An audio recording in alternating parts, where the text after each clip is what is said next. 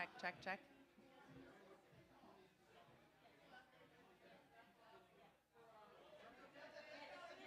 Check, check.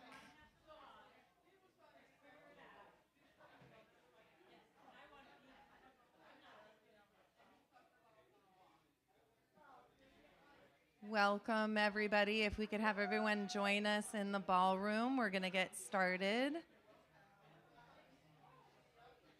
How are you doing?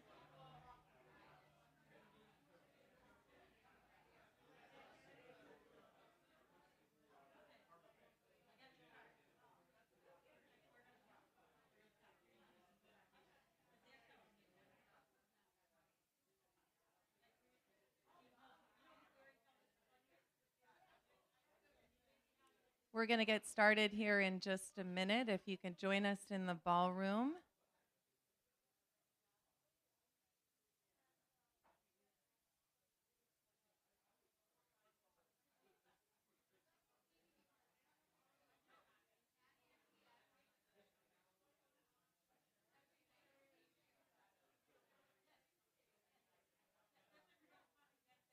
So today we are welcoming our friends and guests and community for Connections and Cocktails. This is our reoccurring event that happens on Wednesdays each month, sometimes once, sometimes more. I'm Jennifer Ty, and I'm the founder of the Green Room Social Club. And Connections and Cocktails is an event that I came up with to feature different nonprofits throughout the county and our immediate area, specifically to help bring awareness to these organizations that do good in our community, that help those that are in need through environmental issues, humanities, social issues, basically any type of issue that is doing good for our community. So we've had several different organizations join us so far, and tonight's organization is Marshall Medical and the Marshall Foundation for Community Health. I hope I didn't butcher that. Foundation for Community Health. We have the CEO, Siri Nelson, here from Marshall, who will join us and talk a little bit more about the organization and maybe clear up some questions, rumors, and hot topics. And we have some leaders and board members, I understand, from the nonprofit side of things with the Foundation for Community Health, which we'll learn more about. And throughout the evening, if you have any questions, we do have some cards. I think they're up at the front. There's some information and representatives from Marshall who can help answer questions. And you can submit your questions written anonymously if you happen to have any pressing questions for us, and we'd be happy to try and answer those or come up with resources for you. So with that, Siri is somewhere to be found. If I could welcome you up to the stage, Siri Nelson, CEO of Marshall. Welcome. Fantastic. I have refill for you. You did that perfectly. I didn't tip over anything. Nope, we had instructions. Closer. How's that? Am I good? Becca says I'm good. I'm good. Thank you. Becca says we're good. Thank you, Becca, for managing this stage and helping us so that we can be heard and seen out there in the interwebs and online and in this room. So thank you. Siri, welcome. Thank you. I'm so happy to be here. Thank you for being here. We appreciate it. I think we've known each other for years and years and crossing paths in so many different places throughout the county. And I've been here since 1978 when I was 4 years old. So I was a little older in 1978. Not a lot older. Well, been here for a long time, seen a lot with Marshall. I've seen a lot in this county and seen a lot of changes, as I'm sure you have, with Marshall and with our county. Mm-hmm. So with that, tell us, how did you get connected with Marshall? Where did you arrive to us from? Are you native to El Dorado County? I am. I wish I was, but I am not. We all do, Yeah. right? So yeah, thanks for the question. I'll give you my quick bio. I was born and raised in the Bay Area, so don't hate me now.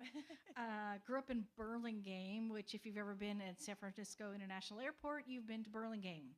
So I grew up in Burlingame. I went to school at Chico State. Go Wildcats! Go Wildcats! Woohoo!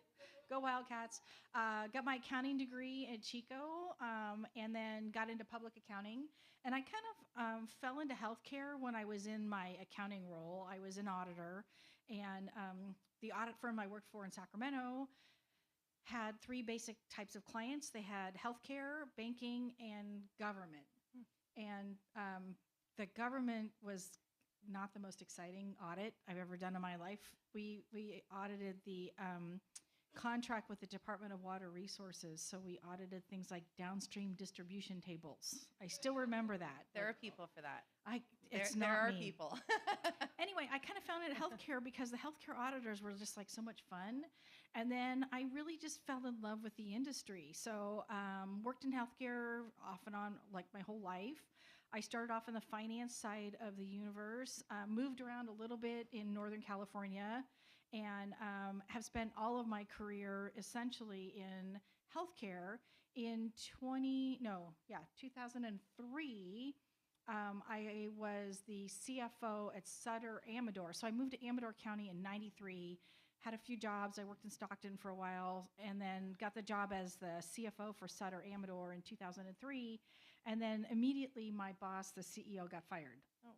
I'm like, oh, that was fun. So the board came to me and said, we want you to be the interim CEO. And I looked at him like, I've been here 6 months. Are you guys kidding I do me? numbers. What Like, you what? talking about? Okay. So I love that opportunity. I got the opportunity to be the interim CEO there, and I have stories. So maybe at the bar later, I could tell you all stories about that little adventure.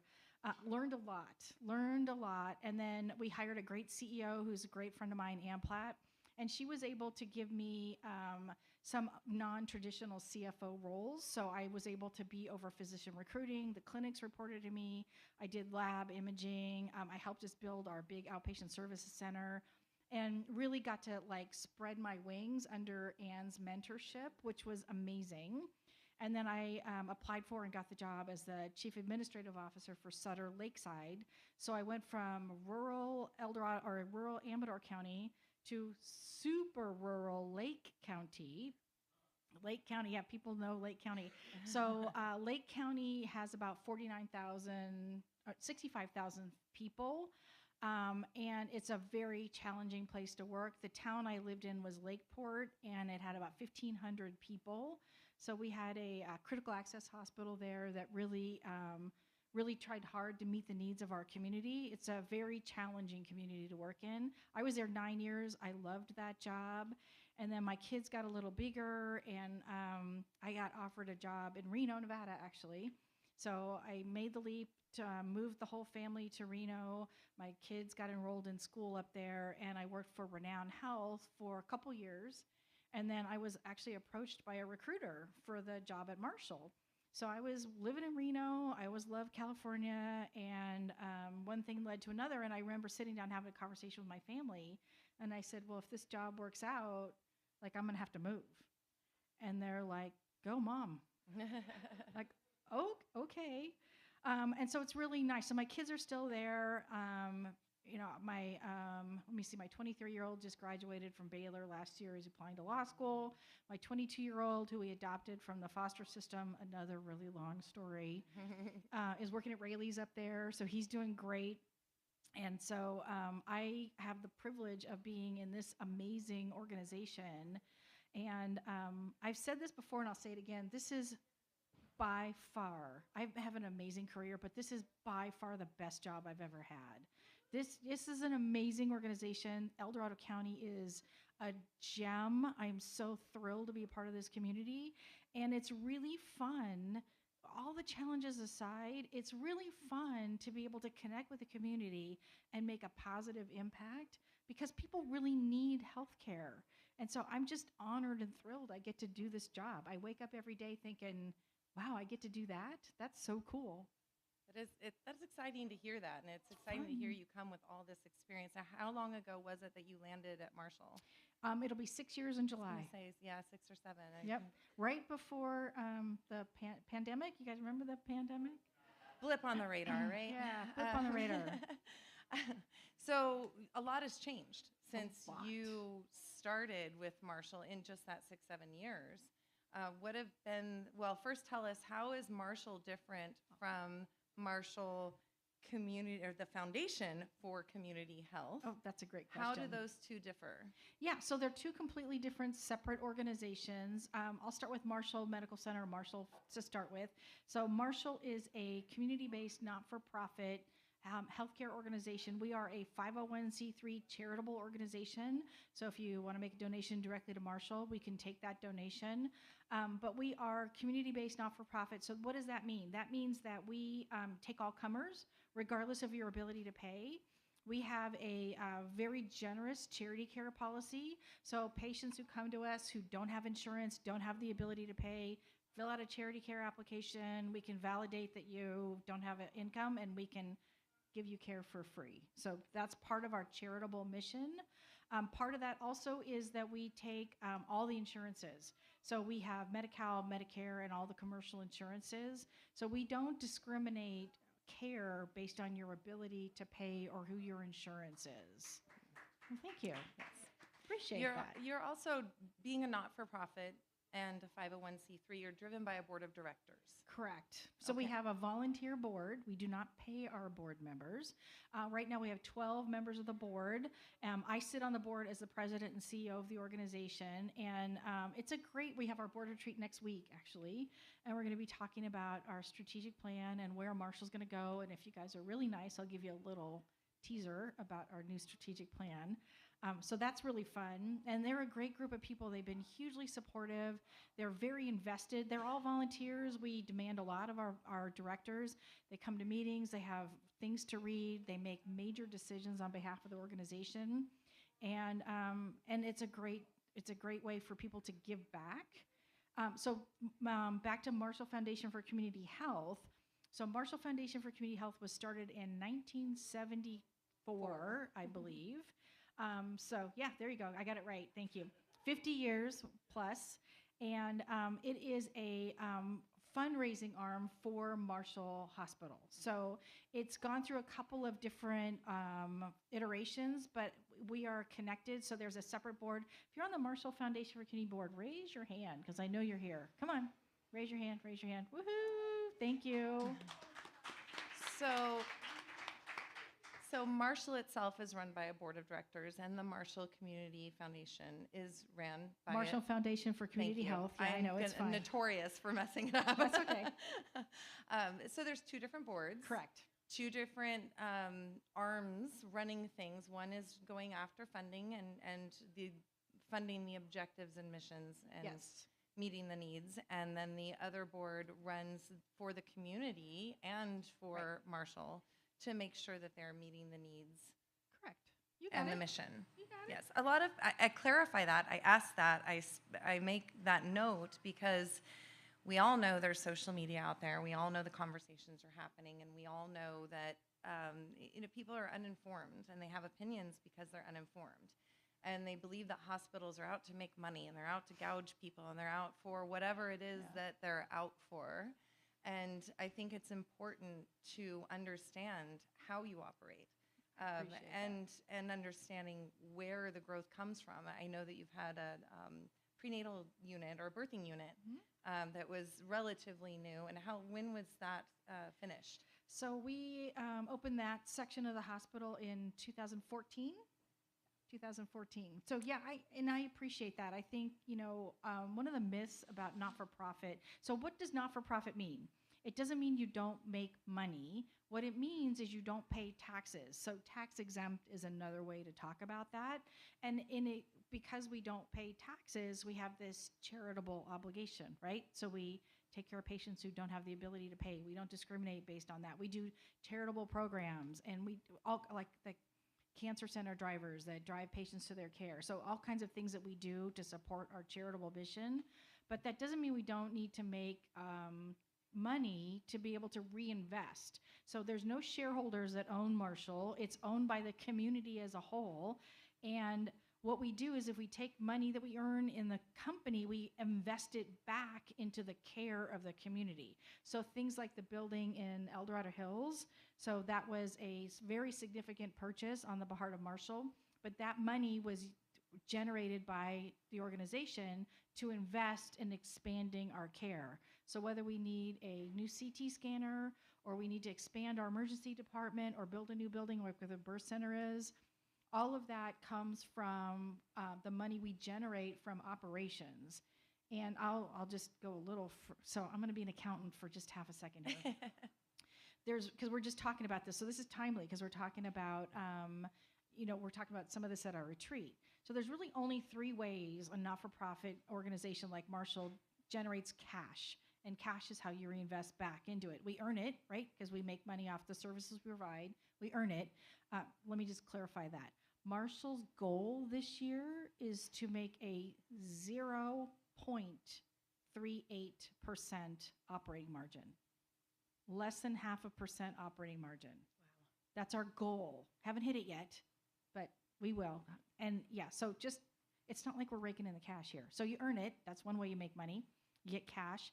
The other way is people donate it, right? So Marshall Foundation for Community Health donated $1 million to the building fund in El Dorado Hills. So people donate it. And the third way is you issue debt, right? Just like you borrow money to buy a house. That's the other way we did it. That's the only 3 ways. We don't sell shares.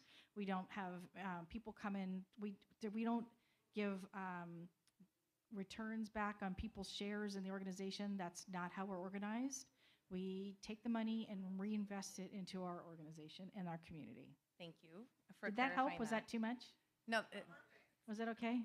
And Okay, to piggyback on that, grants. Do you have the opportunity to take advantage of grants? we do. So that's Or did you have opportunities? yeah, we do, and we try. Grants. I don't know if you read the news, but they're a little sketch right now. Well, yeah, without going down that rabbit Yeah. hole, it's have you been affected by your ability to get grants since January of this year? Not January of this year. No, Marshall does not receive like those major NIH grants or any of that kind of stuff. That's those big academic medical centers and those kind of people that are more impacted. But we do actually go out and get grants. One of the things we did grant, I'm going to get the name wrong, but we got a grant. We collaborated with the El Dorado Community Health Center for a behavioral health grant. And so we were able to go in together as a coalition, and we're able to get, I think it was around $400,000 as a grant to provide behavioral health services, either at the El Dorado Community Health Center or at Marshall. So we do grants, and we actually have a grant writer now. So we added that position since I've been there, and we have a dedicated finance person to keep track of all the grants, because it's important you do that right. It's fantastic. Thank you. Was that helpful? That was helpful. That was helpful, right? So we've covered like question 1 of the difference between Marshall and the foundation. But with that, the next thing we want to know is, what are you working on? What's the future? What's the bright?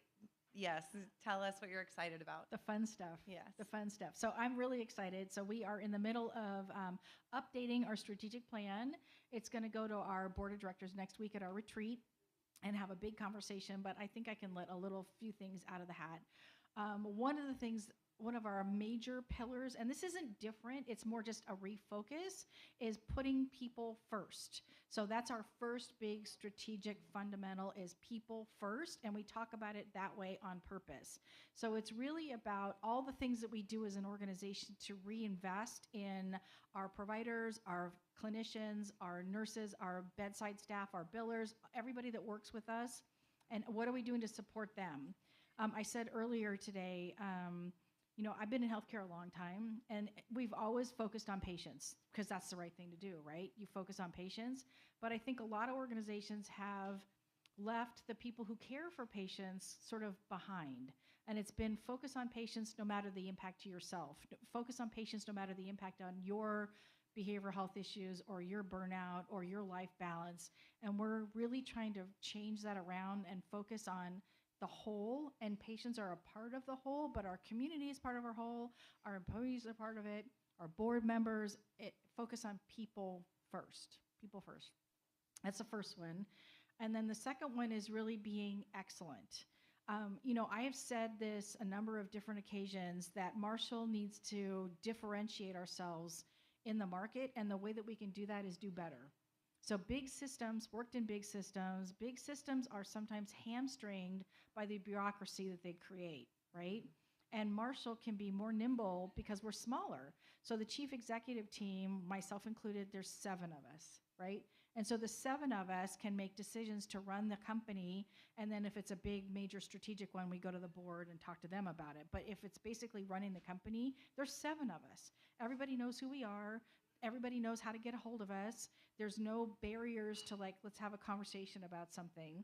And that's part of how we can be more nimble and be more responsive to our community. And that way we can be focused on doing the right thing because it's the right thing and not worrying about all the red tape that goes with. I love that.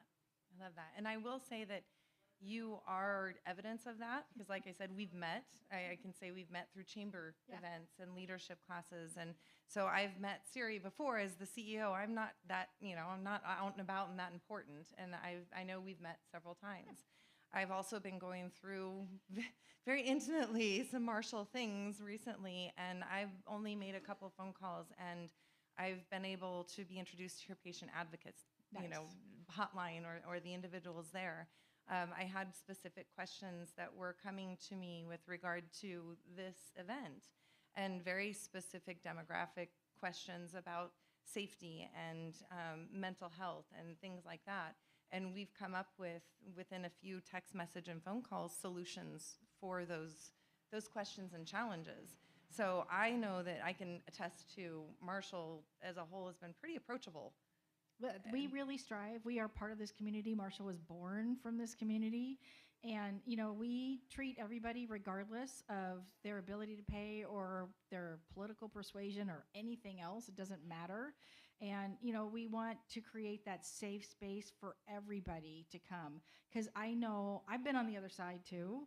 And I've had family members that have been on the other side. And being a patient in healthcare is scary. Yeah. It's terrifying. I mean, you may have a lump and you think, I don't know if you're like me, but I think, oh my God, I'm going to die, right? I got a lump. So people go right to the dark side and you don't really understand what's going on with you.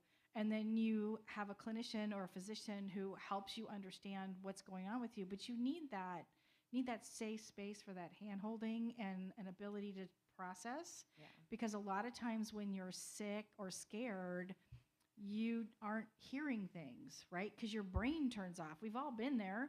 And if you're in a charged up emotional state, it's really hard to hear things. And so we try and create that space for people that, patient advocate will tell you 5 times because eventually it'll help. Or maybe you need somebody else to talk to you about it or whatever. Right. Can I just tell a story? Yeah. Okay, I'll tell a little story. Last year, I was having some work done at my house, and the contractor who was doing some work on my house comes up to me and he goes, "Hey, I hear you're the CEO of Marshall." And I go, "Yeah." And he goes, "That place sucks." I'm like, "Oh, okay, this is gonna be a great conversation." Uh-oh. Here we go. I'm like, "Oh, can you just pour my concrete?" Okay, whatever, dude. So I'm like in my PJs, like whatever. So, I mean, it's part of my job, right? So I'm having this conversation. Long story short, turns out that his daughter was having a significant health issue, and he and his wife and his daughter were really struggling to try and process what was going on with his daughter. And he was just grasping at straws, trying to figure out how he can help his daughter, who he loved endlessly, right? So I had many conversations with him. I talked to his wife a couple times. I remember the daughter was in for some care, and the wife was in the healing garden out in front of the hospital. And I sat with her for like an hour as one mom to another with a kid with problems. And I'm happy to say she's doing fine now, but it was that emotionally charged, just you get scary news and, people react, and that's normal, right? That's normal. And so it's a matter of continuously listening, trying to be there for people and meeting them where they at. It's back to your strategic mission. People first. Yeah. People first. And like I said, you embody it. You do. And I've experienced that through this process of preparing for this with everyone I've touched through Marshall. So kudos to you all. Thank you. I had a story, but I'm not going to tell it now because your story was better. Are you sure? No, I was just going to say that I had a scary moment, and I did get a call out of the blue from someone. It was, and I can't remember which area, but it was like a cancer resource. And they said, do you need this? Do you need that? Do you need the other thing? Everything was fine, and it was just one of those tests that were abnormal and scary. But I will say I did get the call out of the blue that eased a lot of the concerns of how do I pay for this? How is this going to happen? What if this needs to happen? And I didn't ask for that, and that was directly through Marshall. So, I'm glad. yeah. I'm glad you're okay too. Oh, thank you. Thank you. What are your challenges? I think we've covered some of them. Challenges that I see and hear out in the community and the questions that come to us may be different than what your focus is or what your community challenge is. Right now we have a lot of fear in safe space, fear of being able to talk openly, fear of being treated no matter who you are or how you present to a physician in the emergency room or otherwise. And I think you've covered that. You treat all people regardless. Yep.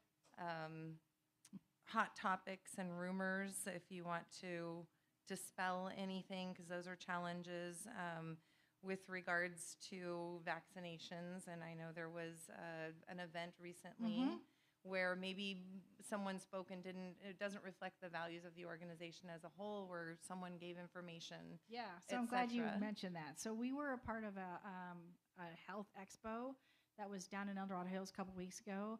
And, we wanted to be a part of that event because we want to be a part of all the health expos in El Dorado County. So whether it's in Apple Hill or in Camino or in Georgetown, we do a health fair there. We do one. So anyway, we got approached and said, sure, we'll participate. And so it was a little bit different of a format than I've seen in other places, but the format was really speakers, right, in like the gym. And then all the other provider or all the other health booths were like outside the gym. And for reasons I don't really understand, Marshall's booths were on the inside of the gym. So I thought, well, okay, that's interesting, because I think it would have been better for us to be outside. But I think the person who was putting on the event thought he was doing us a favor, that they were like, oh, you'll get better PR and you'll get better recognition if you're inside the gym. I'm like, oh, okay, that's fine. But it was right in front of all the speakers, right? So it sort of implied that we agreed with all the speakers, which is not. And that you brought them or you sponsored them. Yeah, or which we did. We sponsored the kids' lunches. So you're getting judged on one little itty bitty piece of something that happened at an event that How wasn't. shocking. Oh my goodness! I know. I know. Well, and so Marshall really. I mean, it doesn't matter. Like I said before, like if you're conservative, liberal, like whatever, I don't care. We treat people because they need health care. That's the point. And so wherever you're coming from. So this one speaker we were assured that he was not going to go down this vaccine route, and he did. And it was, I had left by that. I went by in the morning, but he just went off the rails. And there was really, at that point, there was nothing we could do about it, right? Because we were there, like there was nothing we could do about it. And, just because people share controversial information or their opinion does not mean that that's the opinion of Marshall. So right. Marshall is a not-for-profit organization. We don't have a political opinion. Like, yeah, you may have a political opinion as a person, but Marshall does not. Right. We were saying that earlier, that we don't check your political affiliation or sexual orientation at the door. We don't care. Yeah. So we had a lot of conversations with the organizer of the event, and said, hey, this wasn't really cool, and he apologized profusely. Didn't realize he was going to put us in that sort of awkward position of seemingly supporting the comments of this one speaker. There was other speakers there that day that, it was all over the map. This was just one person who kind of went off the rails. So just information being shared that got tagged on Marshall. Yeah. So anyway, I mean, it is what it is. And, like I said, regardless of whatever you believe, we're here to help support you. And I personally vaccinated all of my children, and I vaccinated myself. And since they brought it up, with the measles outbreak, I think you should get your measles, mumps, rubella vaccine or check with your doctor, right? Is there a booster for that? Yeah, there might be. So you can say not a doctor, but there is a blood test that you can get to see whether you still have the immunity. And if you don't have the immunity, I would seriously consider getting the shot Because nobody wants because that. measles is a real thing and you don't want it. There's my That- there's my commercial. That was her soapbox. Yeah, measles is a did we real break thing any and you rules? I don't know. want it. Yeah, I got my shingles Um, vaccine. That was fun. I know. So any other challenges that you have experienced as an organization? Yeah, lots. Yeah.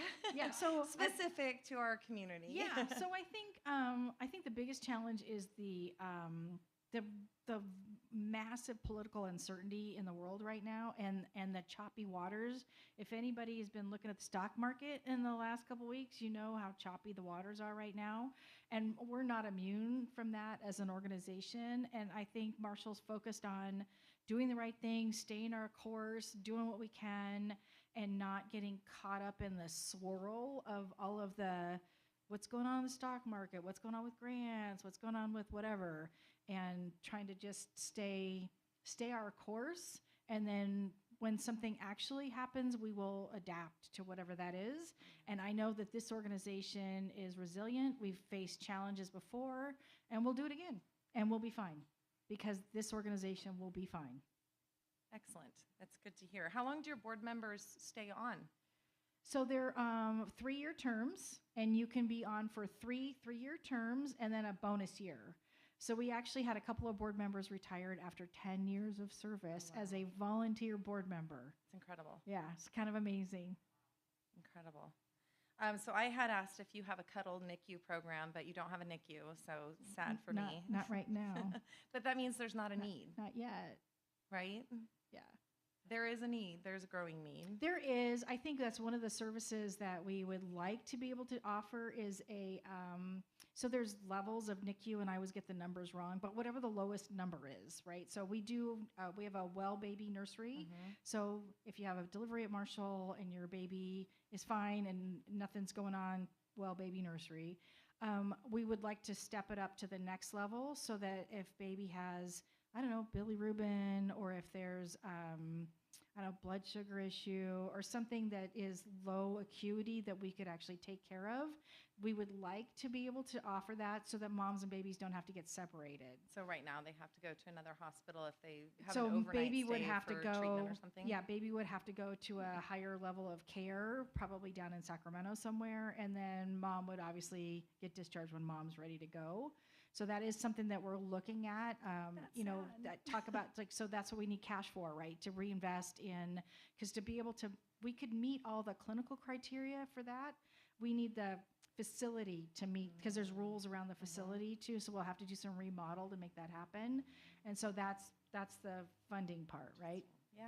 So are there any other projects that you can share Sure. that are on the horizon or that are needs that are being met? Sure. Where's Kara? Where's my list here? Well, I'll tell you one we're almost done with, so that's exciting. So we finally got going on the ambulance awning. I know this doesn't sound overly exciting, but trust me, it is. It's a covered awning for ambulances to back up to the emergency department. And so what happened before we have the awning was that, you're in a gurney in an ambulance, right? So you're face up as you come out of the back of the ambulance, and it could be raining or snowing, and you come out in the rain and the snow, and then we take you into the hospital and take great care of you. And so what we wanted to do was eliminate the rain and snow following on patients, family members, and first responders, right? Because they're out in the weather all the time, but why make it worse on them? And so the ambulance awning will be, I think construction is going to be supposed to be done the end of this month. And it's going to be a really nice addition to be able to have that covered space so that you don't have to get like umbrellas hanging over people and all the other stuff that we had to do in bad weather. And the nurses had to go outside in bad weather. It was just, anyway, it's been going on since we built that building in 2014. Wow. So there's Wow. that. So that's almost done. That's exciting. Yeah.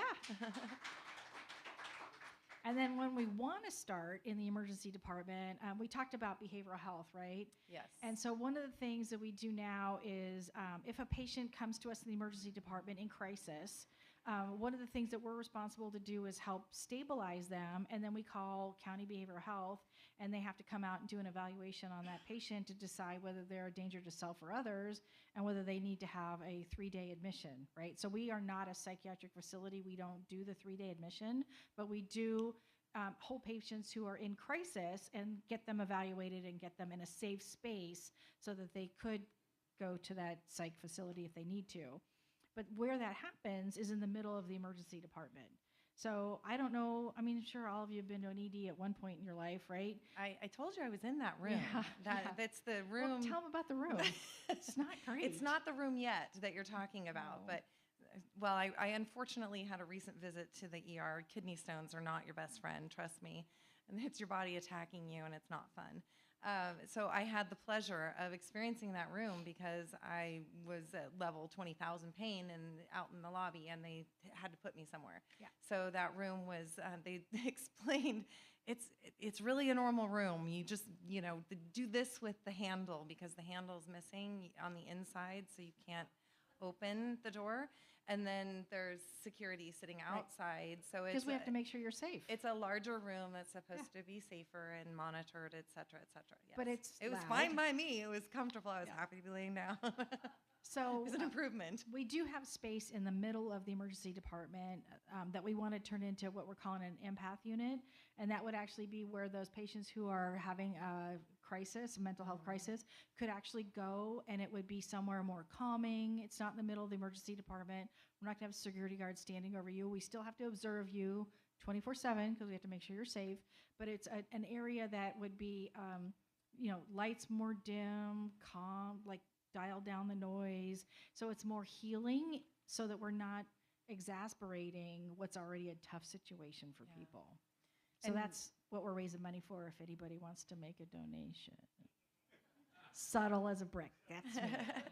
And that leads me to so many more questions, challenges and mental health. And it seems like that is one of the larger challenges Mhm. in our county, and especially in our downtown area, is drug use, mental health, and what happens?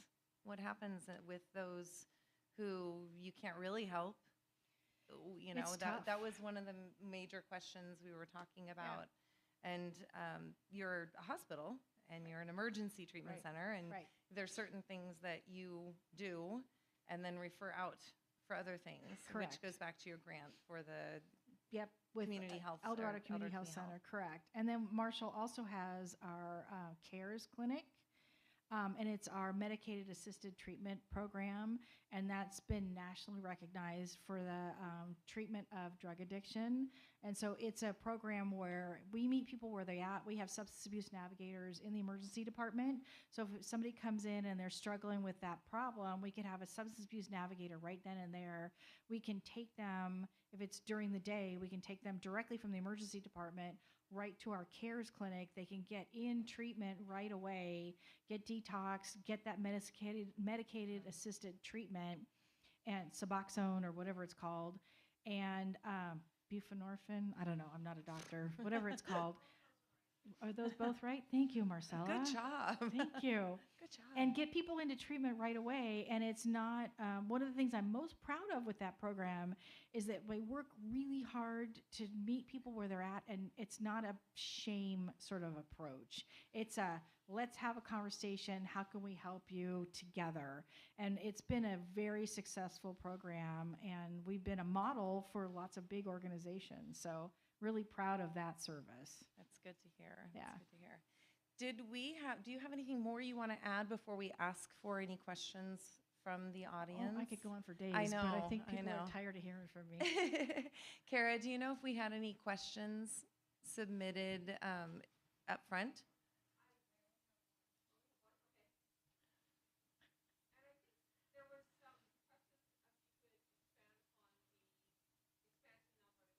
Oh, sure. I can talk about El Dorado Hills.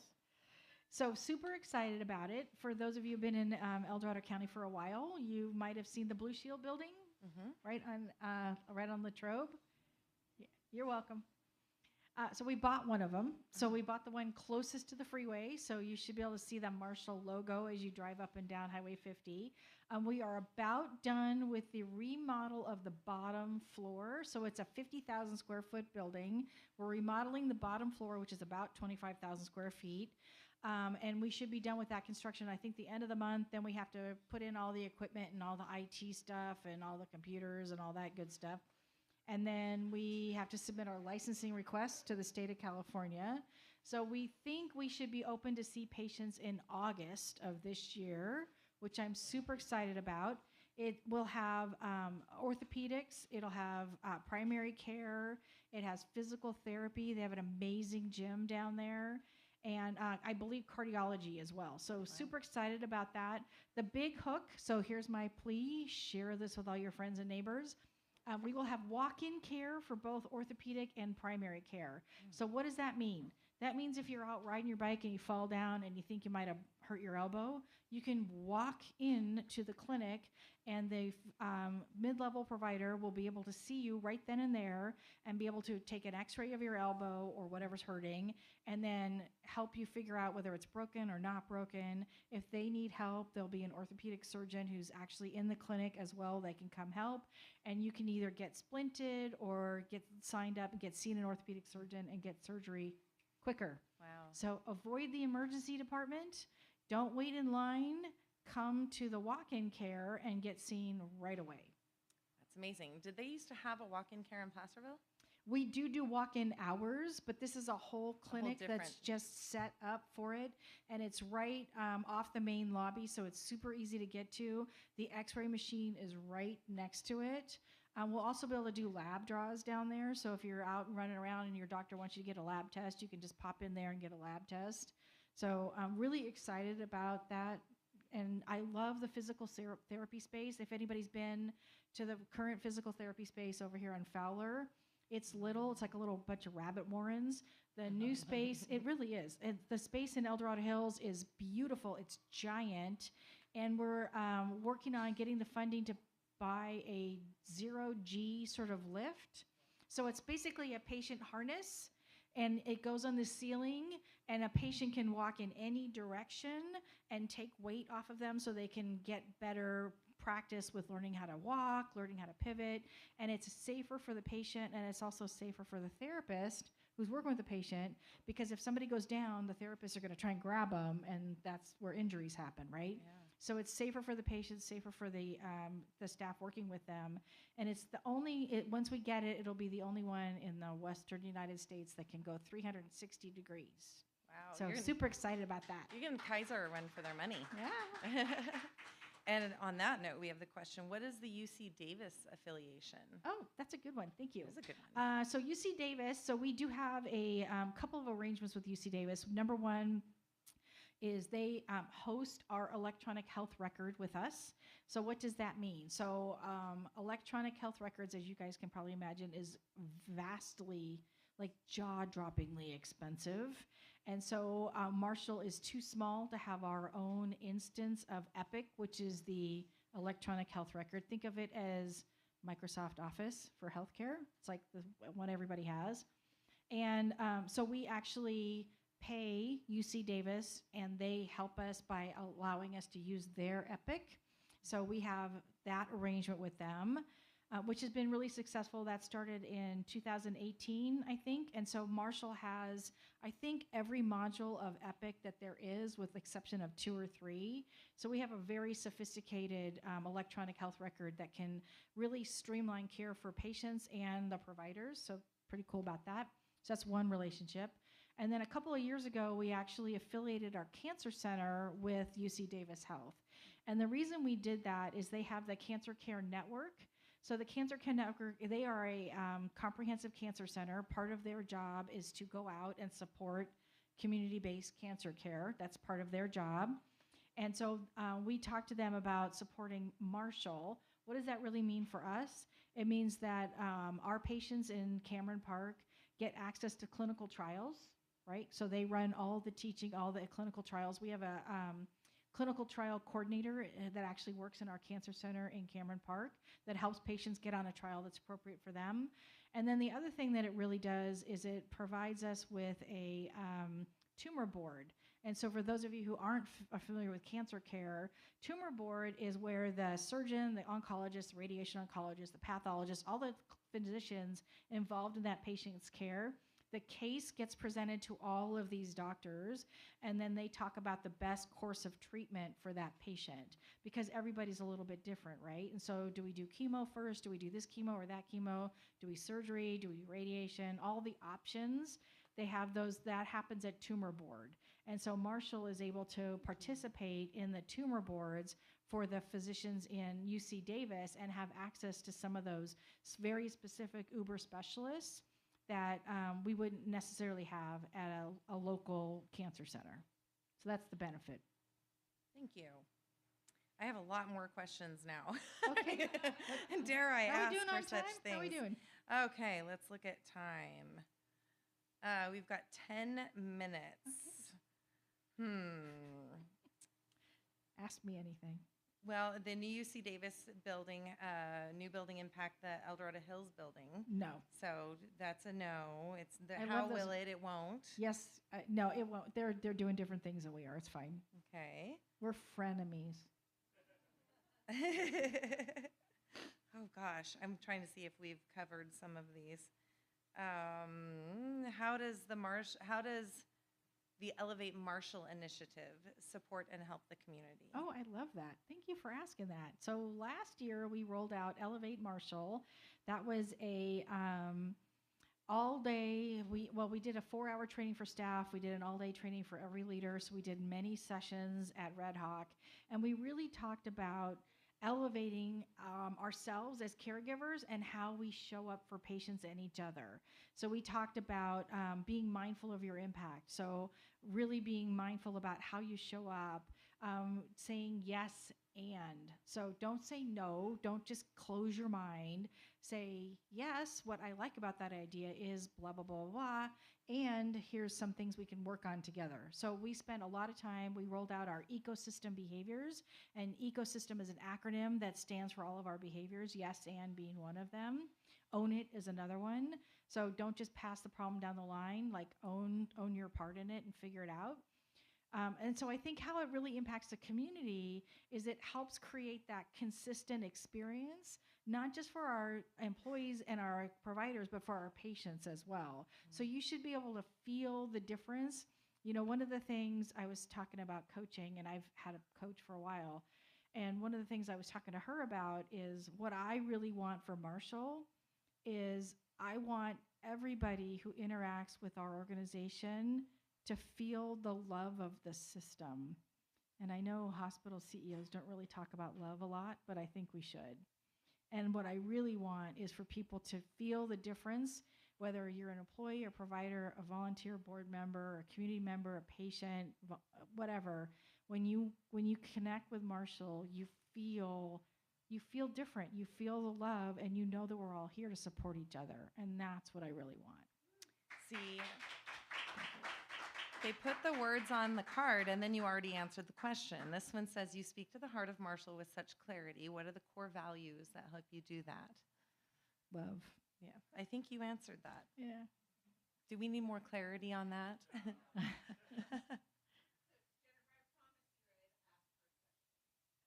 Go for it.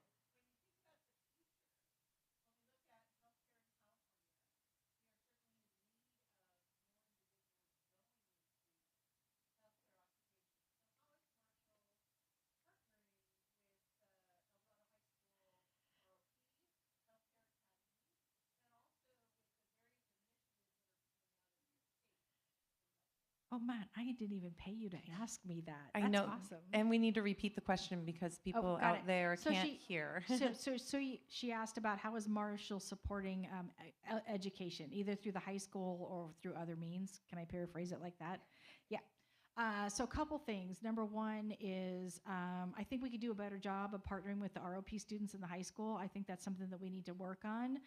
We did start the medical assisting school with a partnership with EDCO, and so really super excited about that. We just had our second cohort graduate, and one of the things I will tell you is anybody who works with me knows I like things that go across a number of different initiatives. So don't just give me something that's going to move the needle on one item.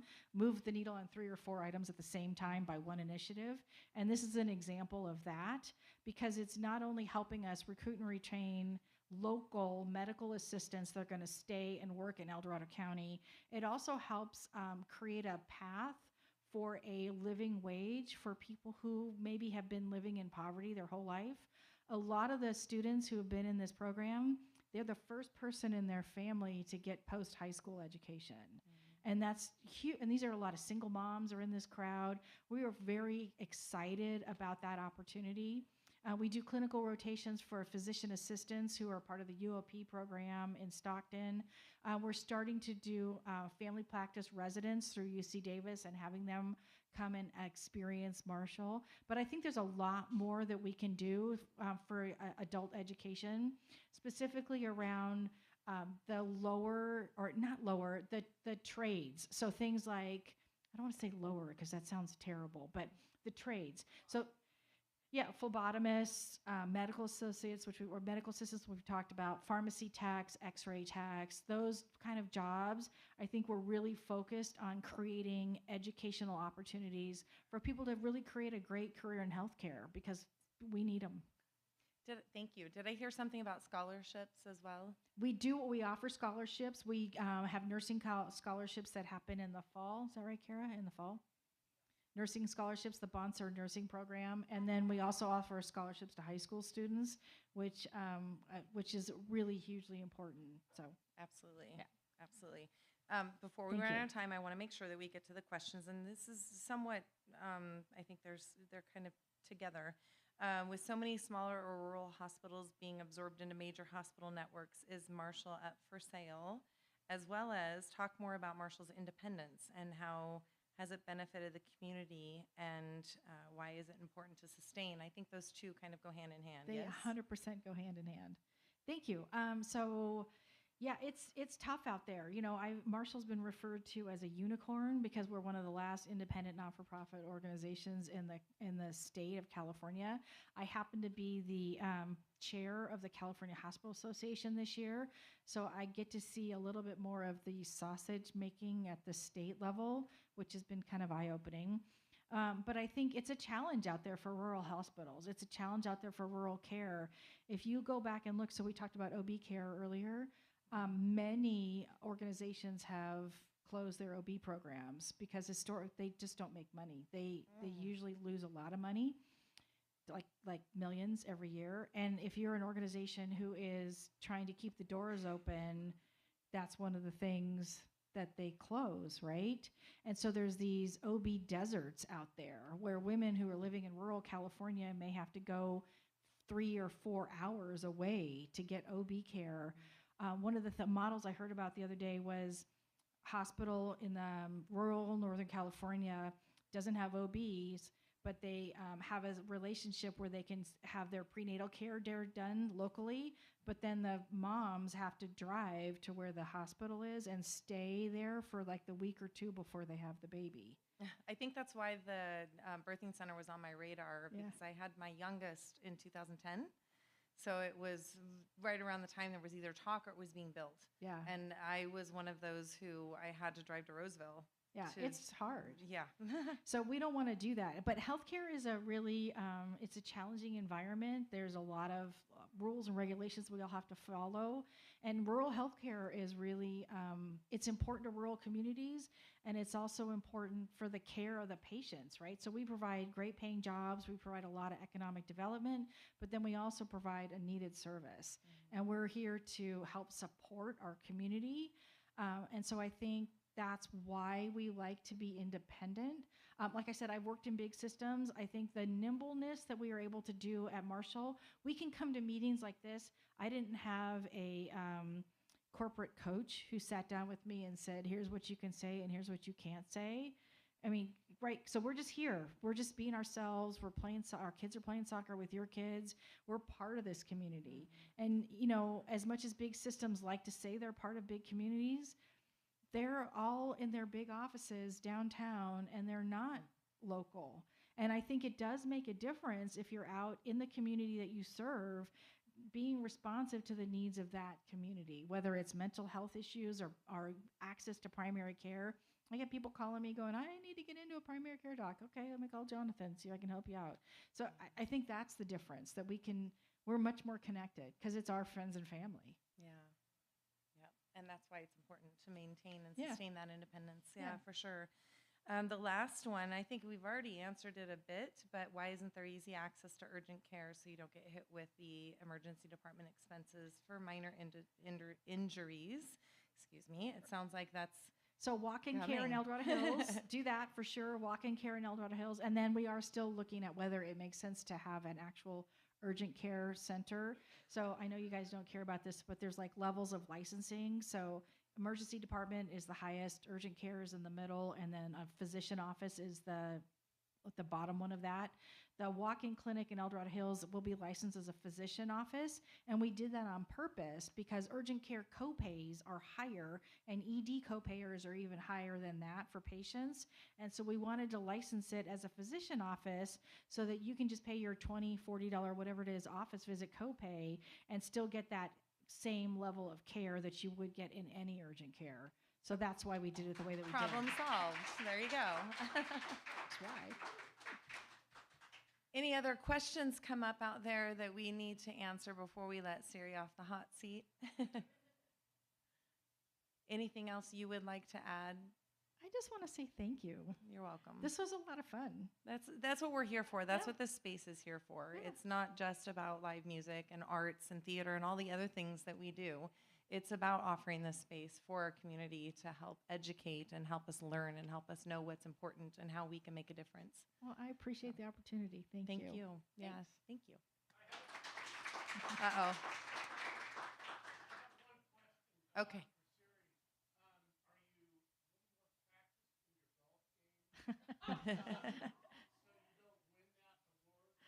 He wants to know if I'm any good at golf. Sounds For the very people. competitive. Yeah. So I know. I got the poopiest shot award. I remember. Only was a different word. Yeah, I've been taking lessons, so Watch out. Watch out. I'm still not good. I'm still trying to break 110, but that's okay. Thank you all for coming. Thank Grab you. another drink, tip your bartenders, come back for our next event. El Dorado Fire Safety Council will be here next Wednesday. Nice. So check the calendar at clubgreenroom.com. You'll find more of the connections and cocktails and other events that you can join us for. Thank you. Thank you.